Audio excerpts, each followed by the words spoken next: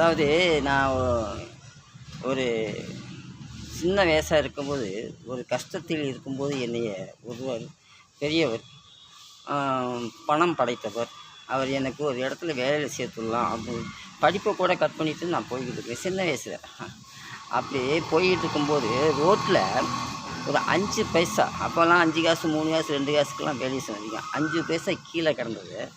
அதை நான் பார்த்தும் பார்க்காம கீழே கிடந்தே எடுக்கக்கூடாது. சில இதுக்கு சொல்லுவாங்கள்ல, கீழே கிடந்து எடுக்கக்கூடாதுன்னு சொல்லுவாங்கள்ல பெரியவங்க. அதை ஏதோ நினச்சிக்கிட்டு நான் பார்க் பண்ணி போயிட்டேன். அதை பார்த்துக்கிட்டு அதே நிமிஷத்தில் அவர் கூப்பிட்டு, என் பேரை சொல்லி கூப்பிட்டு, ஏப்பா 5 பைசாங்கிறதுனால எடுக்கலை, அதே இது அந்த இடத்துல 50 ரூபாயோ 5 ரூபாயோ 10 ரூபாயோ கிடந்தா எடுத்துகிட்டு போயிடல அப்படின்னாங்க. காசுக்கு மதிப்பு கொடுக்கணும்னு எனக்கு சொன்னார். ஆனால் காசுக்கு மதிப்பு கொடுக்கணும். ஆனால் நாங்கள் கஷ்டத்தில் இருக்கும்போது அவர் பணம் படைத்த ஒரு 5 பைசா எங்களுக்கு உதவி பண்ணல. ஆனால் அவருடைய பெருந்தன்மை